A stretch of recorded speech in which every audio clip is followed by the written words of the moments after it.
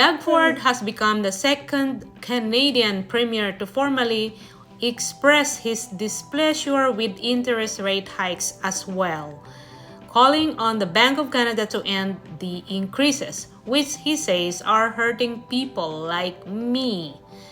I just recently renewed my mortgages from my houses, and that's really ridiculously more than I think half of the interest before increases. So if I am paying $3,000 a month for my mortgage, then now I'm paying $4,500 a month. So imagine how big that is.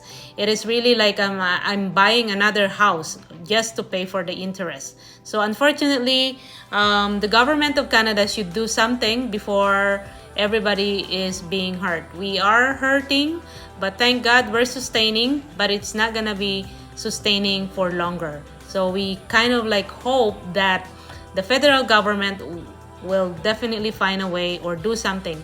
Or maybe they can just pay our mortgage. Yay! Just keep on increasing the rate and then just pay our mortgage. Honestly, I'm getting crazy. So what's this? We saw the Bank of Canada increase its overnight lending rate by about 25 basis points mid-summer. 3 more rate announcements left for 2023. What is your prediction? The short answer is, quite frankly, now we admit it, we don't know. It's really 50-50.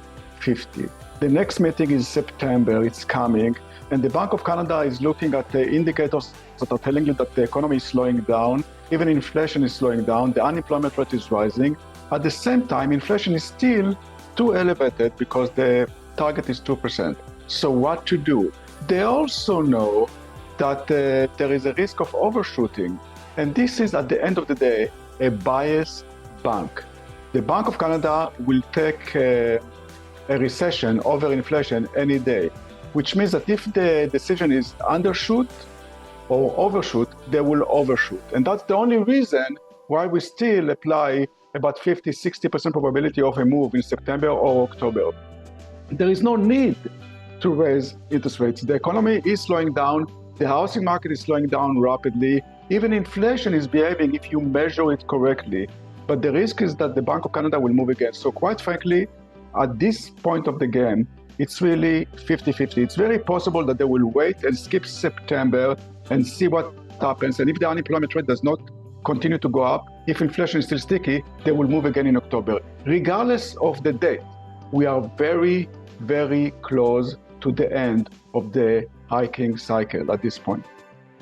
Let's talk about some of the data that came out over the course of the summer that could help the bank make that decision. You have mentioned, of course, that unemployment number, which was at about 5.5% in July.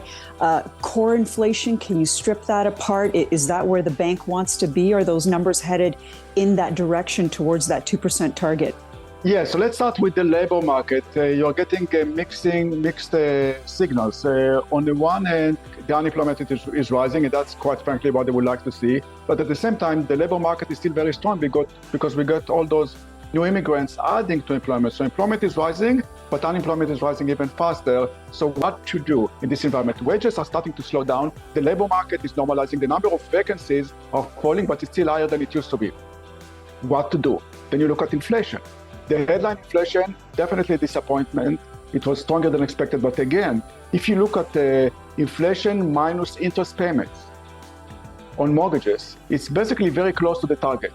And I submit that this is the way to look at it, because nobody will be able to convince me that higher mortgage interest payments are inflationary. They are disinflationary, but they're rising by 30% on a year-over-year. If you remove them from the calculation, you have a situation in which the inflation rate is actually very close to target. So again, the Bank of Canada knows that, what to do. So again, it's very possible that they will wait a little bit more. Maybe they will skip September and then decide whether or not to go on October. But the economic numbers are very mixed. For every bullish number, I can give you a bearish number. And that's what the Bank of Canada is facing. And that's why, quite frankly, they are a bit confused at this point with the market. The market is also confused.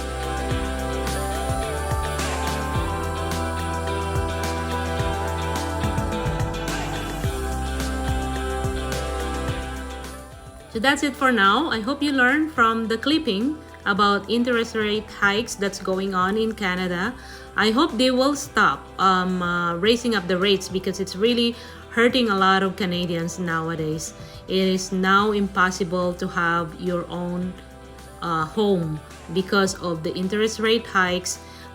It's dream to impossible of owning a house nowadays. I hope you have a good night, guys. Again, this is Norse. Please subscribe, share, so that I can definitely update you for anything about politics, especially about immigration, and about anything here in Canada.